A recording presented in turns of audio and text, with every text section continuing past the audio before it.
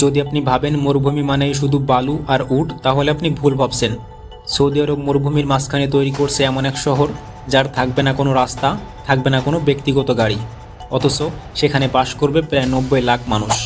শুধু তাই নয়, সৌদি আরব এমন একটি আকাশচুম্বী ভবন নির্মাণের পরিকল্পনা করেছে যে এতটাই বিশাল যে এটি পৃথিবীর সবচেয়ে উঁচু ভবন বুর্জ খলিফাকেও পেছনে ফেলে দিবে বলে ধারণা করা হয়।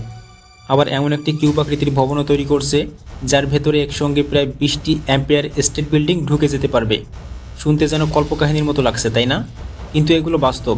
আর এই অবিশ্বাস্য সব প্রকল্পের পেছনে সৌদি আরব খরচ করছে বিলিয়ন বিলিয়ন ডলার। কিন্তু প্রশ্ন হলো, এক সময় যে দেশটি শুধু তেলের জন্য পরিচিত ছিল, তারা হঠাৎ করে কেন পৃথিবীর ইতিহাসে সবচেয়ে ব্যয়বহুল মেগা প্রজেক্ট তৈরির সিদ্ধান্ত নিয়েছেন? আর এই বিশাল পরিকল্পনার পেছনে আসল উদ্দেশ্যই বাকি। তো চলুন শুরু করি এমন একটি প্রকল্প দিয়ে যেটিকে অনেকে বলেছেন মানব ইতিহাসের সবচেয়ে সাহসী শহর। এর নাম দ্য লাইন। এটি হবে এমন এক শহর যার দৈর্ঘ্য হবে প্রায় 170 কিলোমিটার, কিন্তু প্রস্থ মাত্র 200 মিটার। এই শহরে থাকবে না কোনো রাস্তা, থাকবে না কোনো ট্রাফিক জ্যাম, থাকবে না কোনো ব্যক্তিগত গাড়ি। অত্যাধুনিক হাই স্পিড ট্রেনের মাধ্যমে এক প্রান্ত থেকে অন্য প্রান্তে যেতে সময় লাগবে মাত্র 20 মিনিট। আর সবচেয়ে অবাক করা বিষয় হলো, পুরো শহরের বাইরের অংশে থাকবে আয়নার মতো চকচকে, যা দূর থেকে মরুভূমির সঙ্গে মিশে যাবে। এত বড় একটি আয়নার দেওয়াল মরুভূমির মাঝখানে দাঁড়িয়ে থাকলে সেটি মহাকাশ থেকে দেখা যেতে পারে বলে অনেকেই ধারণা করেন। এই শহরটি তৈরি হচ্ছে নিয়ম নামের একটি ভবিষ্যৎ নগরীর অংশ হিসেবে।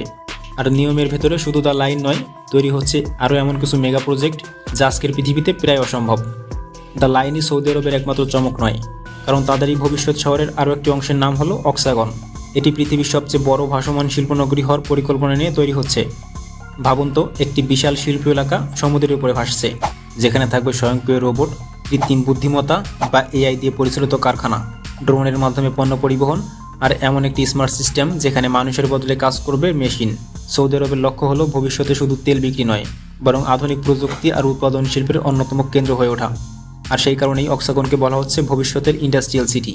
দাঁড়ান, গল্প এখানেই শেষ নয়। চারদিকে শুধু উত্তপ্ত মরুভূমি, যেখানে তাপমাত্রা 45 থেকে 50 ডিগ্রি সেলসিয়াস পর্যন্ত পৌঁছে যায়। ঠিক সেই দেশেই তৈরি হচ্ছে এমন একটি জায়গা যেখানে মানুষ স্কি করবে বরফের উপর। শুনতে অবিশ্বাস্য লাগলেও এটি কিন্তু বাস্তব পরিকল্পনা। আর এই প্রকল্পের নাম ট্রোজেনা। এখানে থাকবে কৃত্রিমভাবে তৈরি বরফে ঢাকা পাহাড়, স্কি রিসোর্ট, বিলাসবহুল হোটেল, বিশাল লেক এবং আন্তর্জাতিক মানের শীতকালীন ক্রীড়া সুবিধা। সবচেয়ে অবাক করা বিষয় হলো, সৌদি আরব ইতিমধ্যে এখানে 2029 সালের এশিয়ান উইন্টার গেমস আয়োজনের দায়িত্ব পেয়েছেন। অর্থাৎ যে দেশে একসময় মানুষ মরুভূমির গরম থেকে বাঁচতে ছায়া খুঁজত, সেই দেশই এখন বরফের খেলাধুলার নতুন গন্তব্য হতে যাচ্ছে। তবে এখানেই আসে আরও একটি প্রশ্ন, মরুভূমিতে বরফ তৈরি কি এতই সহজ? একেবারেই নয়। এর জন্য লাগবে বিশাল পরিমাণ বিদ্যুৎ, উন্নত কুলিং সিস্টেম এবং অত্যন্ত ব্যয়বহুল রক্ষণাবেক্ষণ। তাই অনেক বিশেষজ্ঞ মনে করেন এই প্রকল্প যতটা রোমাঞ্চকর, ঠিক ততটাই কঠিন। তবে সৌদি আরবের বক্তব্য একটাই, অসম্ভবকে সম্ভব করাই তাদের লক্ষ্য। আর ঠিক সেই কারণেই তাদের পরবর্তী পরিকল্পনাটি আরও বেশি অবাক করার মতো, কারণ এবার তারা তৈরি করতে যাচ্ছে এমন একটি ভবন যা পৃথিবীতে আগে কখনো দেখা যায়নি। আর সেই ভবনের নাম দ্য মুকাব। দূর থেকে দেখলে এটি দেখতে একটি বিশাল কিউবের মতো, কিন্তু এর আকার হবে কল্পনারও বাইরে।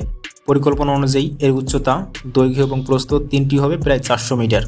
অর্থাৎ এটি এতটাই বিশাল হবে যে এর ভেতরে একসঙ্গে প্রায় 20টি অ্যাম্পিয়ার স্টেট বিল্ডিং রাখা যাবে। তবে এটি শুধু একটি ভবন নয়, এর ভেতরে থাকবে হোটেল, শপিং মল, অফিস, বিনোদন কেন্দ্র, রেস্তোরাঁ, থিয়েটার, এমনকি পুরো একটি ক্ষুদ্র শহরের মতো ব্যবস্থা। কি অবাক হচ্ছেন, তাই না? চলুন তাহলে আপনাকে আরও একটি চমকে দিই। সৌদি আরব এখানেই থামেনি, কারণ তাদের আরেকটি স্বপ্নের নাম জেদ্দা টাওয়ার। এই ভবনটি সম্পূর্ণ হলে এর উচ্চতা 1 কিলোমিটারেরও বেশি হবে বলে ধারণা করা হচ্ছে। অর্থাৎ এটি শুধু বুর্জ খলিফাকেই নয়, পৃথিবীর অন্য সব আকাশচুম্বী ভবনকেও ছাড়িয়ে যাবে বলে ধারণা করা হয়। তবে এত উঁচু ভবন নির্মাণ করাটা মোটেই সহজ কাজ নয়। উচ্চতার সঙ্গে সঙ্গে বাতাসের চাপ, দুলুনি, তাপমাত্রার পরিবর্তন এবং প্রকৌশলগত জটিলতাও অনেকাংশে বেড়ে যাবে।